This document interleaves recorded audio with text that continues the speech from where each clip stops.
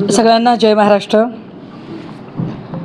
या शिवसेना UBTच्या वतीने आयोजित आजच्या पत्रकार परिषदेमध्ये आपल्या सगळ्यांचं स्वागत. माझ्या समवेत आहेत पिंपरी चिंचवडचे शहर प्रमुख श्रीयुत चेतनजी पवार आणि सर्व मान्यवर पदाधिकारी.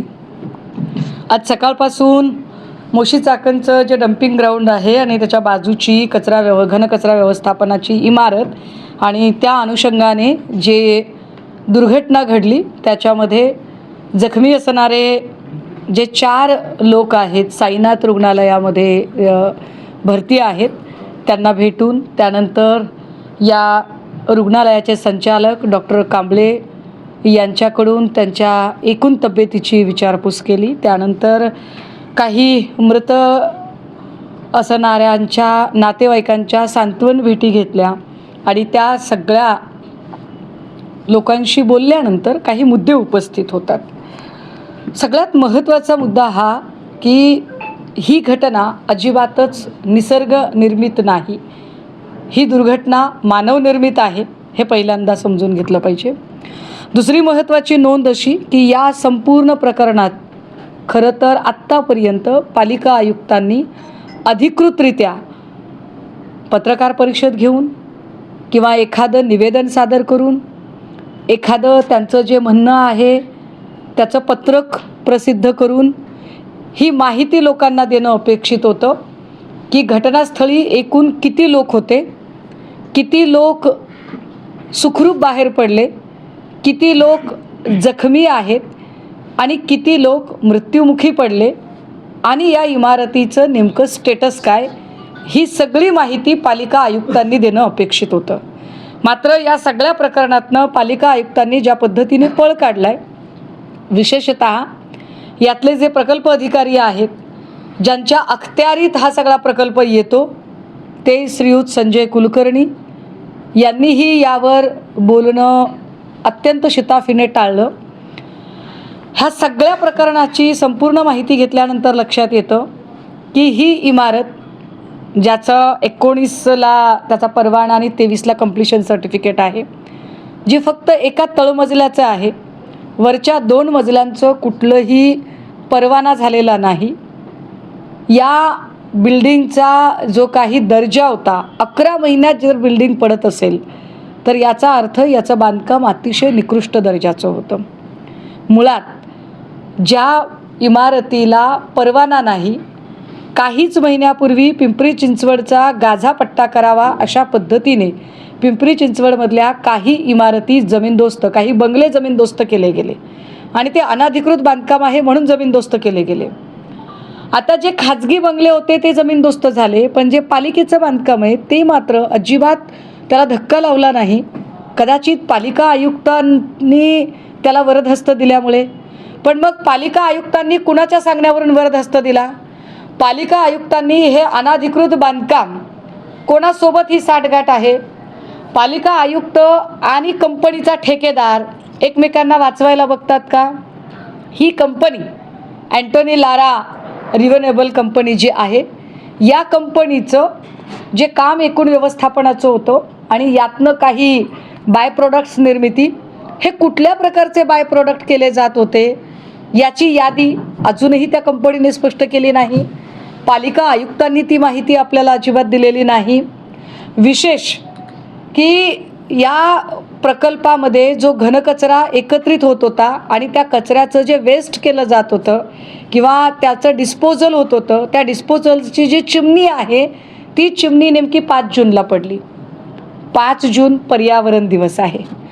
पर्यावरण दिनाच्या दिवशीच चिमणी पडते, हे किती गंभीर आहे. आणि एवढी गंभीर गोष्ट घडलेली असतानाही बाजूला एका खदानीचं काम चालू आहे, त्या खदानीमध्ये ब्लास्ट घेतले जात आहेत. शक्यता नाकारता येत नाही की या ब्लास्टमुळे जो कचऱ्याचा ढीग आहे त्याला तडा गेला आणि मग काही भाग कोसळला, ही शक्यता नाकारता येत नाही. पण असा जर ढीग कोसळला तर फार मोठी दुर्घटना घडू शकते.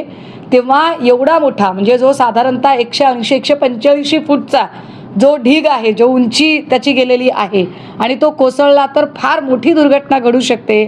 अशा वेळी काळजी घ्यायची म्हणून साधारण त्या डम्पिंग ग्राउंडच्या बाजूला एक मोठी संरक्षक भिंत बांधणं गरजेचं, पण अशी संरक्षक भिंतच बांधली गेली नाही, हे गंभीर आहे. आणि यावर पालिका आयुक्तांनी बोललं पाहिजे, पण पालिका आयुक्त त्याच्यावर बोलत नाहीत. या ढिगामुळे जिथे की अनेक प्रकारचे गॅसेस आहेत ते सगळे जर एकत्रित आले तर मिथेनसारखा विषारी गॅस तयार होतो. म्हणजे पाऊस जरी पडला नाही, कचऱ्याचा डोंगर जरी ढासळला नाही, तरीसुद्धा जर मिथेन गॅसची निर्मिती झाली तर त्याने सुद्धा लोक मरू शकतात. पण या संबंधाने प्रकल्प अधिकारी संजय कुलकर्णींकडे काहीही उत्तर नाही. या सगळ्या प्रकरणामध्ये हे फार हॉरिबल आहे की या घटनेची कुठेही पोलीस स्टेशनला नोंद होत नाही. खरं तर मी आता एवढे सगळे मुद्दे सांगितल्यानंतर या मुद्द्यांवरून हे स्पष्ट होतं की पालिका आयुक्तांच्या हलगर्जीपणाचे बळी हे 9 लोक गेलेले आहेत. शेवटचा मृतदेह काल काढला कसबे यांचा पहाटे. या सगळ्या लोकांना या गोष्टी म्हणजे हे सगळे ट्रॉमामध्ये आहेत नातेवाईक, त्यामुळे यांना कदाचित आपल्या माणसाची FIR करावी हे त्यांच्या गावीच नाही आहे. काहीही करून आपल्या माणसाचं आपल्याला सुखरूप परत येणं त्यांना अपेक्षित होतं. काल 4पर्यंत लोक वाट बघत होते, पहाटेपर्यंत लोक वाट बघत होते, कारण शेवटचा मृतदेह कसबेंचा पहाटे मिळालेला आहे. त्यामुळे ह्या लोकांनी पोलीस कंप्लेंट करणं किंवा त्या अनुषंगाने काही कारवाई करणं हे अपेक्षित नव्हतं. पण अपेक्षित हे आहे की अत्यंत जबाबदार अधिकारी म्हणून आयुक्तांनी या सगळ्यांच्या संबंधाने पुढाकार घेणं किंवा पिंपरी चिंचवडच्या अधिकाऱ्यांनी या संबंधाने जबाबदारी घेणं. पण दुर्दैव आहे इथल्या लोकप्रतिनिधींचं की इथले लोकप्रतिनिधी जे जात आणि धर्माच्या नावावर नंगानाच करायला तयार असतात, जे जात आणि धर्माच्या नावावर अगदी एकमेकांना संपवण्याची रक्त पिण्याची भाषा करतात, त्या लोकप्रतिनिधींना 9 लोक गेल्याचं काहीही वैषम्य वाटत नाही. हे 9 लोक जाणं नुसते 9 लोकांचा मुर्दा पडत नाही, तर पिंपरी चिंचवडमधल्या एकूण इथल्या लोकप्रतिनिधींच्या संवेदनशीलतेचा आणि माणुसकीचा मुर्दा पडतो. हे वाईट आहे की याच्यात लोकप्रतिनिधींना आपण दखल घेतली पाहिजे असं अजिबात वाटत नाही. अधिवेशन चालू असताना ही घटना घडली, पण राज्याच्या मुख्यमंत्र्यांनाही वाटलं नाही की आपण याच्यावर भाष्य केलं पाहिजे. म्हणजे एकीकडे मुख्यमंत्री सांगणार की पहिला लेअर टेस्टिंगचा असतो, दुसरा लेअर मग आम्ही टाकतो. यथा राजा तथा प्रजा. जसं मुख्यमंत्री शासन दरबारी उत्तर देतात, प्रशासनातले पालिका आयुक्त तसंच खाली उत्तर देतात की ही निसर्गनिर्मित घटना आहे, सगळं कसं आलबेल आहे. परंतु या आजच्या सगळ्या गोष्टींचा परामर्श घेतल्यानंतर, सगळ्या लोकांशी चर्चा केल्यानंतर, सगळ्या प्रकारची कागदपत्र तपासल्यानंतर, विशेषतः प्रकल्पाची मुदत संपलेली असतानाही इथे काम चालू होतं. अँटोनी लारा कंपनीने काहीतरी 5 लाख वगैरे 5 लाख 10 लाख मदत जाहीर केली, पण 5 लाख 10 लाख हे उत्तर असू शकत नाही.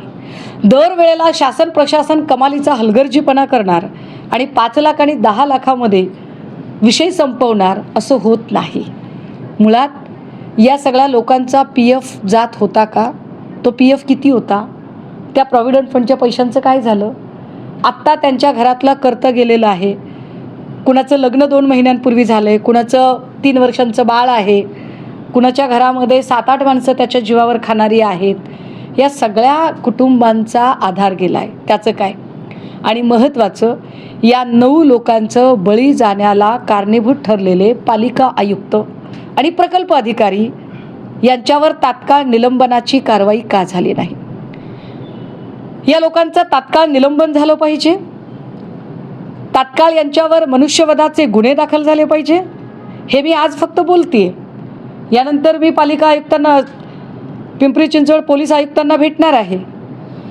त्यांना आमचं म्हणणं सांगणार आहे. त्यांनी काय वेळ घ्यायचा आहे तो घ्यावा, कारण आत्ता आज नातेवाईक ट्रॉमामध्ये आहेत. नातेवाईक त्या अवस्थेत नाहीत की त्यांनी पोलीस कंप्लेंट नोंदवायला बाहेर पडावं. 2 दिवसांनी पुन्हा पिंपरी चिंचवड पोलीस आयुक्तांकडे मी पुन्हा येईल. मी पुन्हा याचा पाठपुरावा करत राहील. आणि फक्त एवढंच नाही, तर या संबंधाने कंपनीला, आयुक्त सूर्यवंशी यांना, प्रकल्प अधिकारी संजय कुलकर्णी यांना या सगळ्यांना कोर्टात खेचेल आणि या सगळ्यांवर गुन्हा दाखल व्हायला पाहिजे. कारण 5 लाख दिले म्हणजे तुम्ही न्याय करत नाही. तुम्ही 5 लाख देऊन फार फार तर लोकांचं तोंड बंद करण्याचा प्रयत्न करताय, पण तुमची संवेदनशीलता कुठेही दिसत नाही. ती संवेदनशीलता दिसली पाहिजे. शासन प्रशासन म्हणून ती जबाबदारी स्वीकारली पाहिजे. अजूनही या संपूर्ण दुर्घटनेची जबाबदारी नेमकी कुणाची, ती जबाबदारी निश्चित झालेली नाही. ती जबाबदारी निश्चित होणं गरजेचं आहे आणि त्यासाठी आम्ही लढत राहू. शिवसेना उद्धव बाळासाहेब ठाकरे पक्षाच्या वतीनं ही लढाई ताकदीने लढली जाईल. सभागृहाच्या आत, सभागृहाच्या बाहेर आणि न्यायालयीन लढाई अशा सगळ्या पातळ्यांवर आम्ही ही लढाई लढत राहू. थँक्यू.